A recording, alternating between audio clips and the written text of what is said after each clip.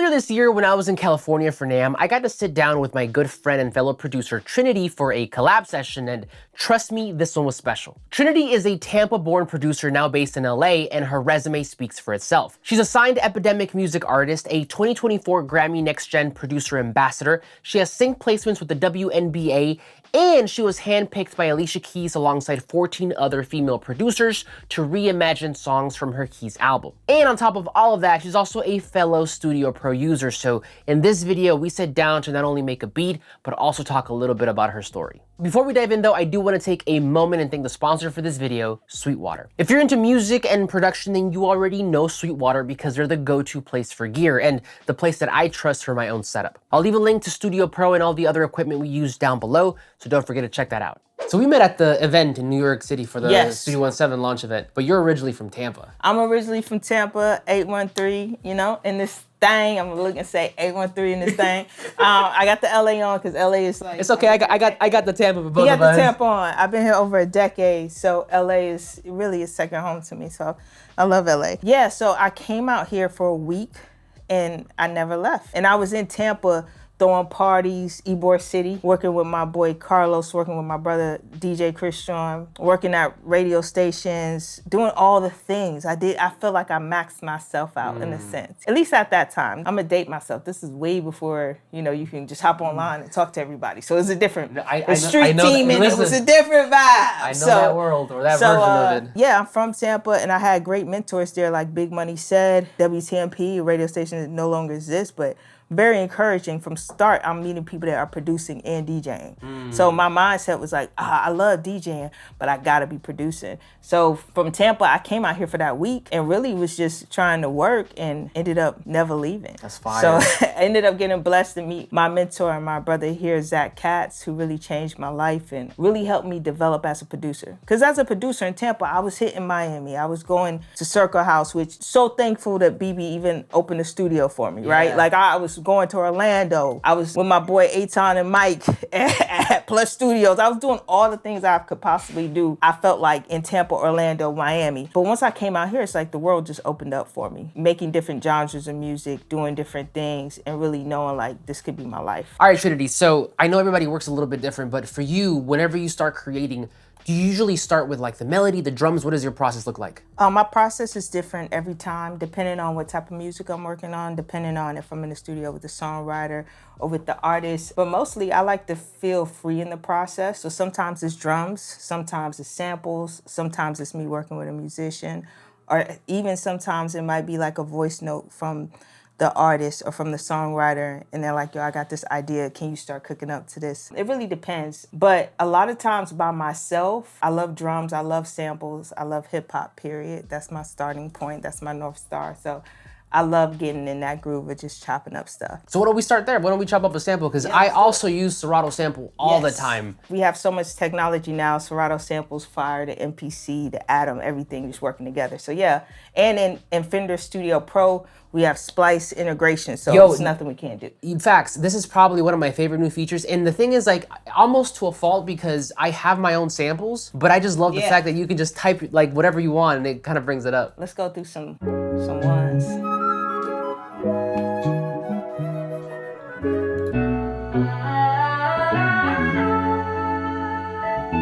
There's always some cold stuff in always, there's something in there.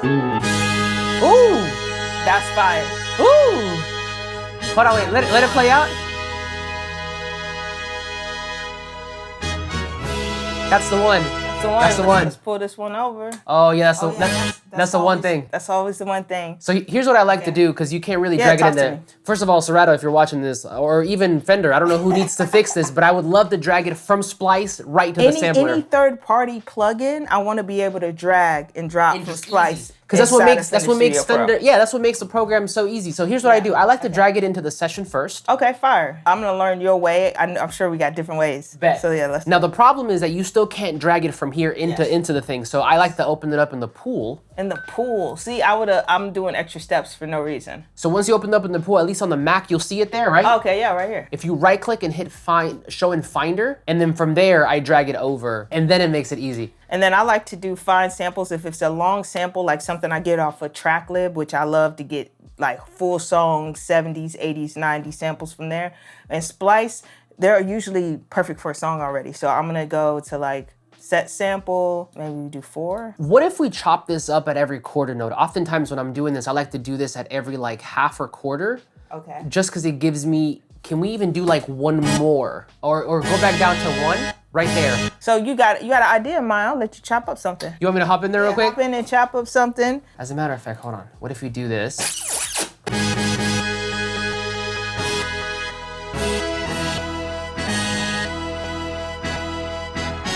I want this to be right here. All right.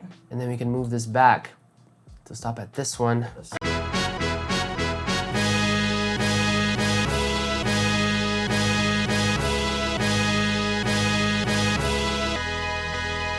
That's perfect. Let's get that. Let's get that. So let's go ahead and set the click track here. Let's do bum, dun, dun, That's good. You usually do like a pre-count? Yeah, I usually do a pre-count. I do like a bar. Yeah. Yeah. That's good for me That's simple. too.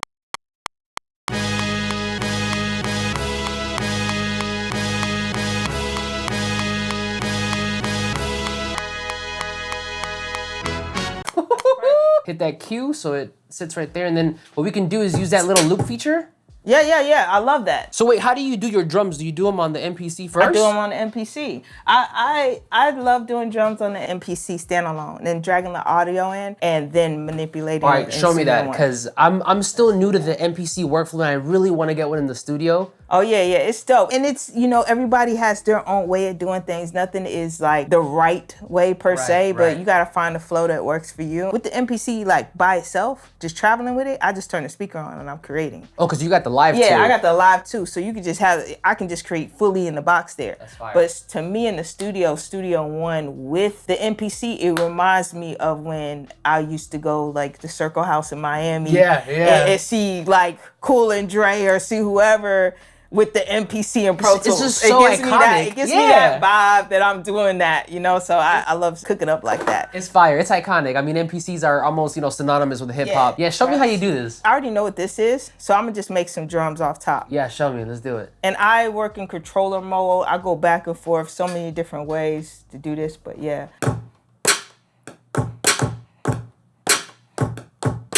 So wait, you record the drums without hearing the sample? Yeah. I do that all the time. And then That's crazy. It's just a weird thing that I do. And I'll just keep adding stuff. And then I add things on top of things. Drums are kind of like an onion for me. So layer by layer. It's almost just like every time I approach it different, but I do like the process of like, I heard it and now I'm about to play with it like this without hearing the sample and doing them both at the same time. That makes sense. But yeah, first it was like something that I had to do and then I just stuck with it.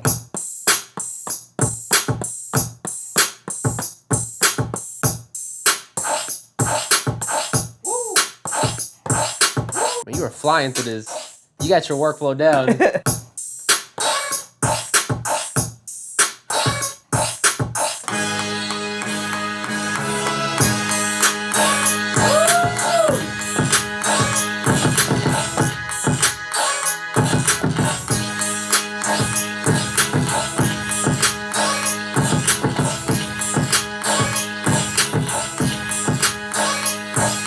Do it like that a lot of times. I'll take a little break and say like, okay, I know I want that in there too. So wait, you're doing even the 808s on the MPC? So the 808s, not usually, sometimes, depending on, like if I sit here and if I'm starting something and I just love this hit, I'm gonna do it on there and then I'll figure it out later if I'm starting off from the MP. So that's why I really tell people, find what works for you. With me, sidebar of like, talking about being dyslexic, that's a thing that I feel like is a superpower for me as I got older. My workflow is unorthodox anyways, because I'm gonna think about stuff a little backwards to start off with. But you know what though? I feel like it is a superpower because sometimes you think outside the box. Like out of what most people would, do, you find different ways to sort of approach it. So it's no rules to this. I feel like so many times producers spend a lot of time online where you're looking for someone to tell you how exactly to do something.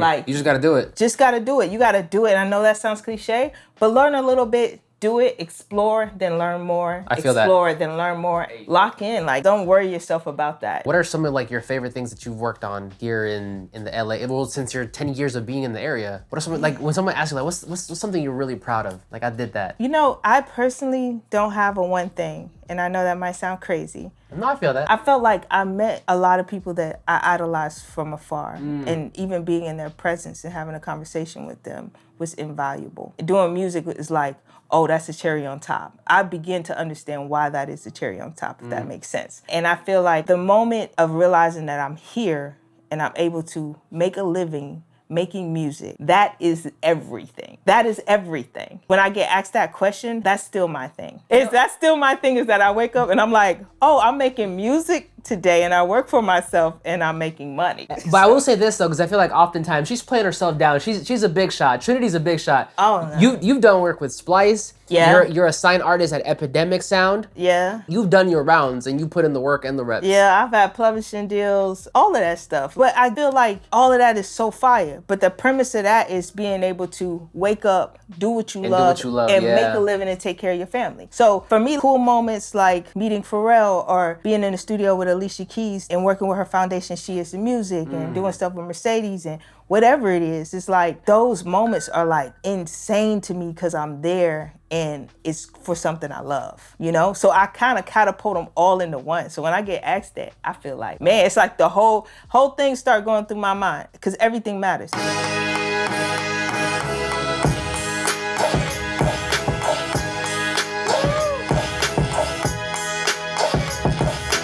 What I would do now is I would be like, okay, let's export those and put them inside of Studio One. Okay, let's do that. And when you export them, do you export them separately? Or I like do. as a, okay. 'Cause Separately. That's the way that I like to work. Once I have each one, I'll just go to each one and just do this. So you go sound by sound? Sound by sound. You hit export tracks inside of the MPC and it'll just set all this up for you. Also, I have a template. I think Studio One, making the templates is like a game changer in my mind. And Fender Studio Pro, you have folders available. So for me, when I'm doing this, it is still quite a bit organized because I'm dragging it into a drum folder. So you have you have the drum folder and then you create audio tracks where you then drag in the drum. And then mix. automatically I have everything right here.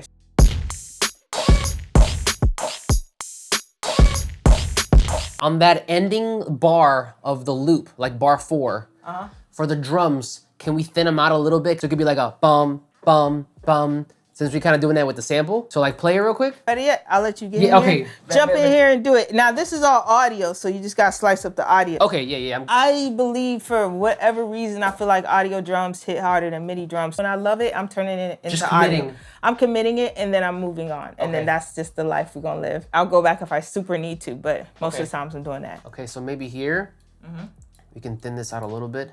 So I wanted to go, boom. Oh boom. yeah. Actually, why don't we label these real quick? So this is a kick. Hella organized in the moment, Ivan. I love it. Yep, that's a kick. No, the thing is like, I make quicker decisions when I'm able to just like, you know what I mean? No, it makes sense. We gotta set you up with some hotkeys, Trinity. You are the hotkey king, man. Let's not forget what's up here on the screen.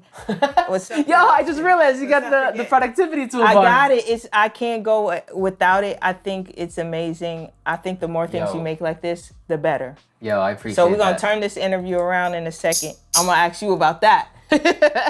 Some Pharrell sort of like. I think if we're gonna do that kind of thing, we could save that for like an 8-bar turnaround or for like so it's not every time. Oh, you know what I mean? yes, so yes, when yes, somebody's yes. rapping on it, they have that room to breathe. So we can create 2 versions of it? Yeah. You use the chord track, or I'm sorry, the arranger track? I do. So I think this one could be more simplified, more like in the pocket of how it was. Yeah. For that turnaround, and then we focus on the turnaround like maybe the fourth time. This is what we'll do. We'll take this, we'll save it, and then we can bring this back to how it was. Yeah, we do something like that, and then we could take that. We can take the MIDI and we can turn that MIDI into audio. That new Fender Pro and get Studio. get the chords, maybe add a little something underneath. Add some chords, take the information from that, put some 808s. Okay, I like it. So when you're making music, are you constantly thinking about like a project? Are you thinking about what you're doing on YouTube at that time? Are you thinking about what's your thought process? Man, it's so different when you're a content creator and a producer. And we had this conversation on the phone to where like, if you're making videos, it's sometimes hard to also make the music unless you're making the music for the video. Yeah. And so I've had to find a balance myself to where like, what I'm trying to do now is like, I want to create every day, set a time a day to create, but then just turn on the camera. And if something dope happens and it's recorded and then maybe I could turn it into something else. And if not, then it was just a rep. That's interesting because I'm like coming from the opposite of making records for people and being very project based or for sync television or commercial stuff. So it's interesting when you add content to it. Because I feel like it's a whole different mindset. Yeah, because I'm always thinking of, even when we're making this right now, I'm thinking about who can it go to, like what labels need records, what A&Rs I know need records. So I'm thinking about formatting it automatically in a song format. Oh, but that right there, I think you're absolutely right. Even, regardless of what I'm making or where it's going, the distribution channel, I'm always thinking arrangement. Okay, so you're always thinking about song, finished song, always. Raps on it. Always. I'm always thinking of dynamics, when things are dropping out, when things are coming back in. I know this is a whole like discussion between like what is a producer, what is a beat maker. I think they are different, but a beat maker still has its value and its place. Like you're a composer. Because I do both, and I've worked on beats that I've made, and I've worked with artists, and I've made an entire records before. That's just ingrained in my head. Yeah. Even if I'm making a beat, I'm like, how? So your start place is still from that same place of producing for artists, projects. Always. Yeah, I think that's important, 100%, because doing the content has been such a blessing and such a cool thing. But when you spend so much time in the studio constantly, and you're constantly like aiming for projects or aiming for this or that, it's like I think people don't understand the time it takes to add content to it, or the time it takes to do what you guys do, or the value you bring. Because like I said, I connected with you through videos. Like one of the first dudes I ever see doing Studio One videos. You were one of those guys that I gravitated towards, and I was like, yo, because you couldn't find a lot of videos, especially in the hip hop, R&B space. Yeah. So I just want to take the time out to thank you for that. Oh, man. Because I feel like y'all content creators, there's so much separation between what a producer is, what a content creator is. And now the content creators became so cool. Now it's producers like myself and others that are coming to y'all space. And I feel like it's a blessing for us to work together. But you know what, though? I feel like, and this is just like, first of all, thank you. You're so kind. Yeah, no, it's real. At the end of the day, I've said this publicly before, so I don't feel like weird saying it, but I am a producer first. I came from the craft first. And I know now, like, the content game has almost consumed everything. And it is a different way of thinking about it. But for me, like, I still have a love for the craft and the music. Yeah. And it comes from that place of, even the content that I make, it came from a place of wanting to help younger me, or me when I first started, when we didn't have the tutorials. Because I remember. Yes. I was there when YouTube. Not to cut you off, but yeah, like, I gotta look in the camera for this joint. Like, look, you didn't have no help. The people that knew how to use the gear, they weren't giving you that. Then you had to figure out how I'm gonna get $4,000 for a keyboard, $3,000 for a keyboard. So a lot of people wasn't even trying to produce. They'd be like, yeah, no, it's cool, I'm gonna be an artist. So it's like, just y'all take that in perspective and have grace, because I feel like the amount of advice that is out there is insane compared to when it was a time when nobody was willing to give you anything. And you play some shit and they say that's horrible. And you better not open up your mouth and say, oh, you hating. It's like, go home, bring back better beats, and figure out how to do it. It was a whole different game. You can now sit there and say, I don't know this plugin. Show me somebody that is at least trying to figure it out. And there's so many guides, there's so many tools. There's no reason for you not to be spending stupid amounts of time on your craft. If you really want to be a producer, if you really want that in your heart, and being okay with no and rejection and critiquing. Like if you're not okay with any of that, if you're not considering yourself an athlete in that way, where you can take that constructive criticism, you can take whatever is being told to you and be able to go home and become better, then honestly, the music business is not the place for you. It's not evil. Life has evil, life has good in it. You pick what side you're on at every turn, you know? So I feel like I'm just talking right now, but I hope y'all receiving this. Show grace and love, because these guys spend a lot of time, energy, and finance making these videos. Now I know it because I'm making videos. You know what I'm saying? And support them being sponsored. Support that. Just like you support your athlete wearing Nike, man. Like, if you get anything from the channel, support it. Show love. Because the thing is, no, you don't own YouTube, but you have your channel. And this is your opportunity to support a small business. That's really what we are. Every channel is basically a small business. And, you know. And that's why when I saw your stuff, I was like, yo, I love this. Just think about that. You know. I appreciate the kind words, Trinity. All right, so what we got? Where we go?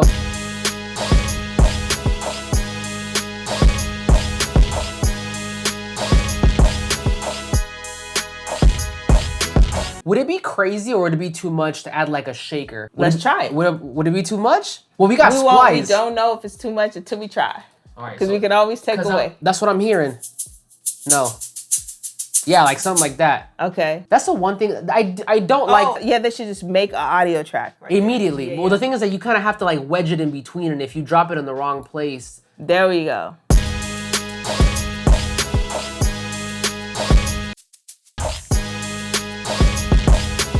You know what I like to do sometimes too is you can throw like for verses or something, you can drop it out, or you can throw like you can halftime it. I like that. You want to show them some of the new joints, some of the new updates? So actually, why don't we do that? Why don't we take that sample? Yep. Let's commit it. Let's go ahead and do Command plus B. What are you trying to add? Like maybe some like pads underneath? Like what are you feeling? We can keep it simple. We can add an 808. Okay, let's do an 808. So where do you do your 808? I go between Sublab and Sample 1. Okay. So what, you do Sample 1. I do sample one for like 808s, but I don't even get too crazy with it. I just like drag some shit. All right, so let's do that. And also, you know, I'm about to be honest with y'all. I got a splice pack at. She does have a splice pack. That's right. You better go get that. So I'm about to pull it up so we can see. I'm not ashamed to tell y'all. I got a splice pack out. It's called A Day in the Life. You can just hit 808 right now. Thank anybody that's been downloading my pack. I got the #1 808 as of today. Word? On Splice, and I appreciate y'all so much. Oh. We can use this 808. And side note, this 808 was processed in the Pharmacy Studios, Legendary Studio, Dr. Dre, Eminem, bunch of people through the same SSL boards that Dre used on so many dope projects. You know, Quincy Jones, Kendrick Lamar, so many dope people have used the studio. So I'm all about bringing analog and digital together. I believe firmly we need both at all times. I would agree. All right, so we got to make sure we're in tune, and this is something that I tell people all the time, they get it wrong. It does not mean that you tune it to the key of your song. It just means that whenever you play a C, it hits a C. Yes. And so this is how I do it. You got a tuner on it already, Yeah, which is exactly... Yeah, because I would love for Sample 1 to do something similar to Sublab, where it just automatically finds the key. So for the 808, the good thing about yours is that you put the key on there. Yes, all of them. And so all you simply have to do is set the root note here to like E. Yep. E3. E3, and we in there. And then you like to do the mono, the glide, all those things. Whenever I'm doing glides, and I will do like mono glide, and then I'll set this to like a 30 millisecond sort of situation. And then this is exactly how I have it all the way down to staying up. Let's bring it down to sample 1. Okay, so now we're showing them the audio to MIDI conversion. The audio to MIDI. So what it'll do is it'll extract the chords. And so what I would probably do at this point is try to figure out like what key we're in. Okay, cool. Here's something that we could try. Because we already have the notes from the audio MIDI conversion, we could detect key signature. And so we're in G sharp minor. You know what? I've never done that. Yeah, you know it's crazy. It's wild. I'm using like auto key or Melodyne. I'm taking whatever I'm using and immediately converting it to Melodyne. I'm telling you, man. Like I would say that this audio to MIDI conversion isn't like perfect, but I don't need it to be because it gives me enough. All you need is enough to figure it out. And honestly, between audio to MIDI conversion, pulling that whole entire thing up to the chord track and Melodyne, you pretty much got everything. And so check it out. Now that we're in G sharp minor, we can go to G sharp here. G sharp. See the key signature joint. Minor, and then lock that in. And so now we can't go out of the scale. Oh. And matter of fact, what you could also do, go to the scale panel, right? You click that up here, and then go over to in scale, and now you're literally only programming notes. So this is like bringing it almost to that Fruity Loops piano roll. Now I can drag notes, and everything will be within the scale. Know what I mean? And then from here, we can actually get rid of all of this, and then I would go from there. See, I'm just working harder with this. I like this, especially this area. I've always thought, I said, it would be great to have, when I see people working Fruity Loop, the piano roll helper is insane. And look, once you put... this needs to be highlighted. Once you put this in scale, it will not show you any other note that doesn't fall within what you're in. So you can play like the craziest thing right there, and that's gonna be you could literally click around blindly and you'll be in scale. Don't mean it won't sound good immediately, but you know, you gotta finesse with it a little bit. Got you. So whatever pattern we want to create from here.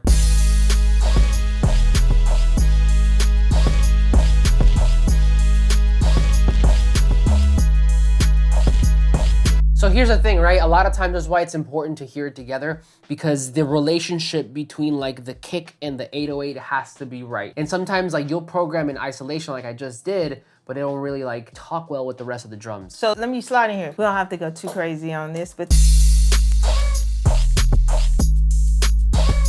Yeah, feel free to mess around with that 808 to whatever it needs to fit. A couple things I like to do is like, okay, so I love this 808.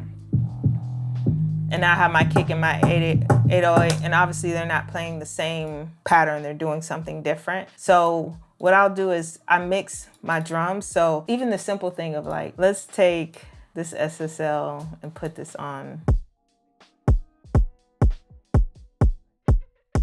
I know that took a lot out of the kick, but you're gonna replenish it elsewhere. Of course, mix this, right? But I go between 808s. We can go like this 808 in Sublab.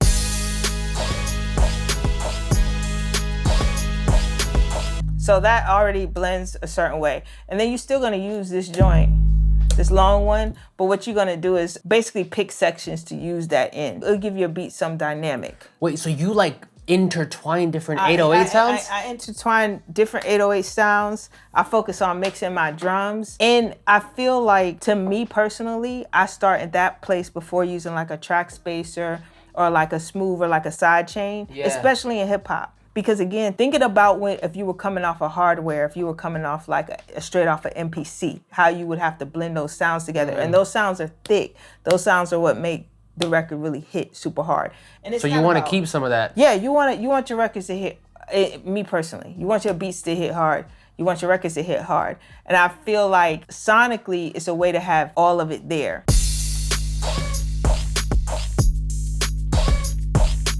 And all of that is about that onion, that movement. So if we go through the drums, like go through the drums and we want movement all the time. No matter if something's out.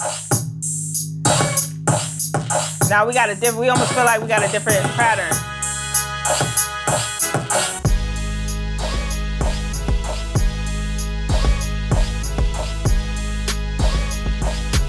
I love to feel like every time you take something out, you're finding like a new little jewel to move to. But in hip hop, you know, I keep saying hip hop a lot, but really I mean like a lot of people love early 2000 hits and all that stuff like that. A lot of that made you dance, and that's because that layers and those records are punching, you know? Punchy and bouncy. I don't know, I mean, y'all listen to like Pussycat Dolls. Them records is hitting. Like the Loosen Up My Button records, the Fergie records. But the bass is hip hop. So it's super important to explore with your drums. Not just to get stuck in the like, I'm gonna use this kick, I'm gonna use the same snare, I'm gonna only use this 808. Like you have so many sounds available to you that you could really push yourself to add little quirks to it and still leave space for the artist to get on. Everybody's like, need space for the artist. Of course you need, that's without a doubt. You need space for the artist. But if you go listen to Beyonce, Crazy in Love, that beat is insane. And she's still killing it on that record. So think of it like, yes, you need space, but how do I have space and be unique, undeniable while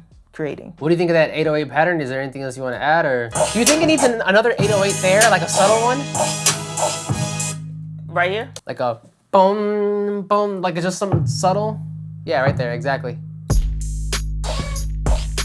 So what are you thinking from here? What would you normally do once you get to this point of the beat? Once I get to this point of the beat, I would probably start mixing, arranging, and then I would probably start saying like, okay, what's breakdown's gonna be, what's intro's gonna be, what other sparse things that can I add? Do I wanna do another, do I wanna filter it apart? Do I wanna do a change? Do you ever add like any layers to the melody if you're using a sample? Like whenever? Yeah, sometimes it depends on the sample. Sometimes I'll add 3 or 4 different chops, and those are gonna be different areas. Sometimes I'll take it and I'll add live instruments on top of what that sample is, or it really depends on the purpose. I state that because like if I'm doing like a R&B record and I'm using the foundation as a sample, I want the instrumentation around that to be strong, to keep the singer engaged, to keep the writing engaged. And sometimes that happens at different points. That might be writing, and then we're gonna do melodies to what you just wrote and sung on top of. We do so many different things. We can make another part, or, you know, I would keep it very simple, honestly.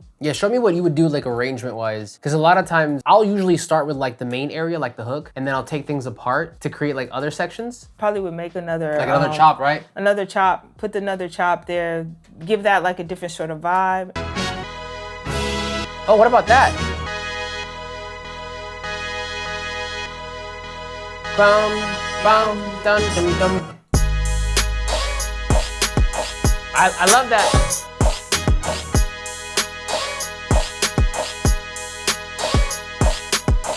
Yo, record that. I would just sound like that, yeah, so yeah. I have some dynamic with it.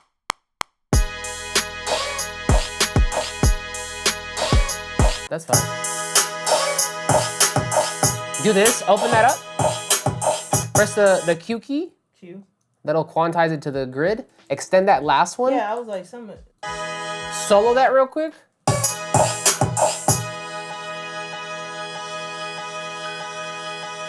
So now here you can move that chop. Double click on the note editor, and then that last one you can move it up and down to select a different chop. That might be a little too close. What about if you double that? Yeah, Bum bum bum bum. Yeah.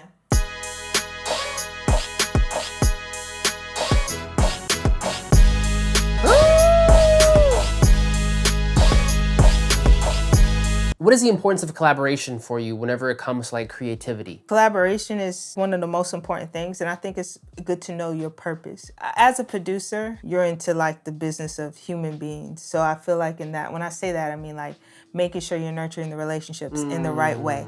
In session settings, in all collaborative settings, you're always gonna play different roles. I think really good producers, they know that every role is different. Every room doesn't require you to come in and be like the super alpha, dominating the space, my idea only. Like 90% of the rooms, or 99% of the rooms, that's not a good idea. I come into a room thinking, I'm here to serve. Who am I talking to? How do I get the best out of them?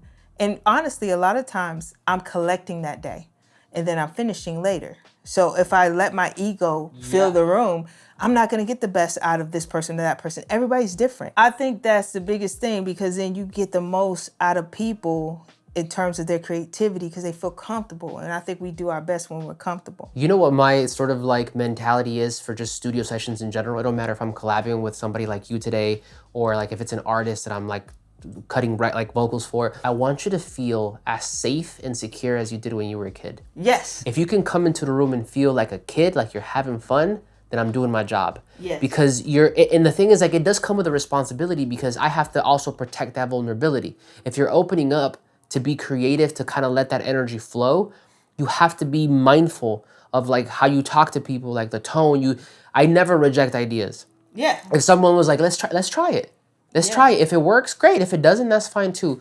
But to me, that's super, super important, creating that space of vulnerability to where people can just be kids and have fun. Yes, and then it gives you space to learn. Every time I'm in the room, I'm like, what can I learn? Who can I learn from? And it doesn't matter who it is. I feel like having the grace and wisdom to treat everybody well is so important. It's such a beautiful thing. And I think that just opens up your world, because you don't know what conversation. You could be in the studio and then go to the lounge and have a random conversation, and it inspires what you're supposed to say on that record that day. The collaboration part of it is the most important thing. And I don't think about it like only I'm going in to make a record with this person. I think about it as energy of everybody. Oh my God, 1000%. As a matter of fact, I would say, and listen, I understand sometimes like people have to send beats. That's cool.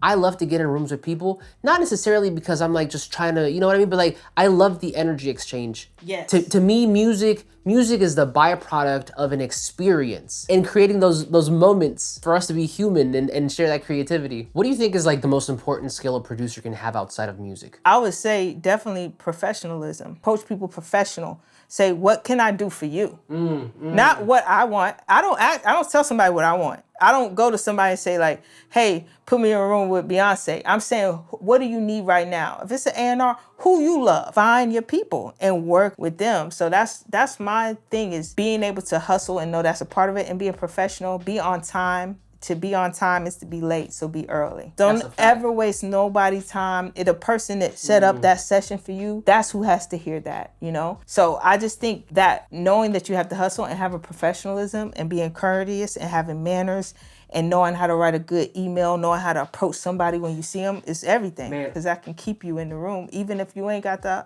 hottest beat right there. I 100% agree. I think obviously like being good at music is a given, but being good with people is a skill that a lot of times we don't realize is as important, or if not more important. Yeah. And for me, like out of high school, I really wanted to go to Berkeley. I couldn't do it. Everybody. I couldn't do it because I just didn't have the funds, if I'm being totally honest. But honestly, like God knows what he's doing, because I went to school for business and I sat in rooms with CEOs. They taught me how to be professional. Exactly. The best class I ever took in school, it was an improv class. And so the way it went, it was like you showed up every Tuesday. It was Tuesday and Thursday.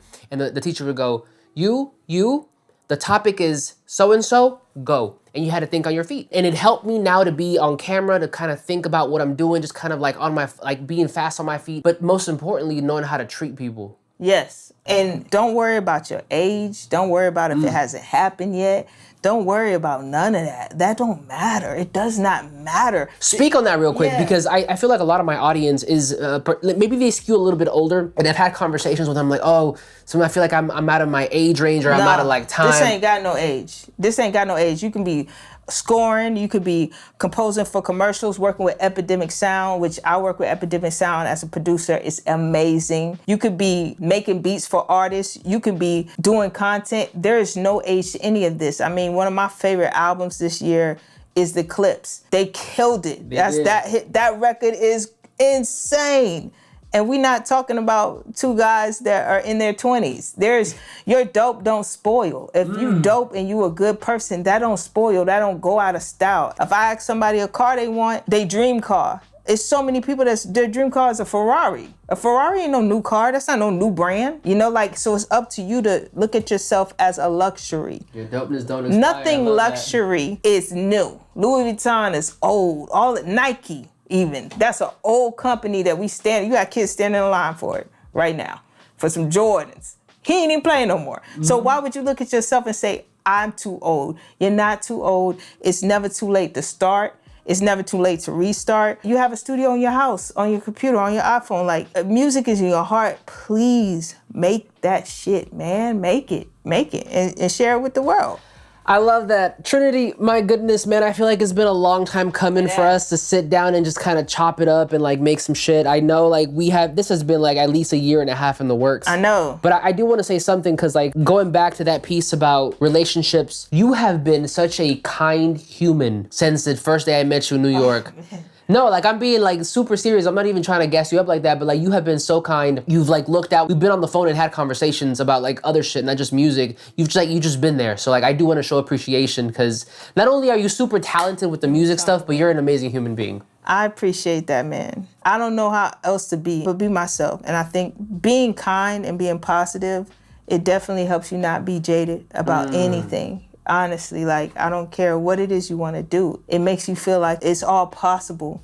And it might not be the way you see it and visualize it, but it is possible. So it makes me walk more in faith. Please stay positive in your mindset and know that as long as you're working towards it, it's gonna happen. It's definitely gonna happen. So that glass is all the way full, baby. There we go. There we go. Working. And that's the word. And there you have it. I hope you guys enjoyed the session and the beat that we came up with. Huge shout out to Trinity for allowing me to pull up and make this happen. Make sure to go subscribe to her channel. All her links are down below. And of course, a huge thank you once again to Sweetwater for sponsoring this video. If you're looking for anything music production related, then Sweetwater is a move.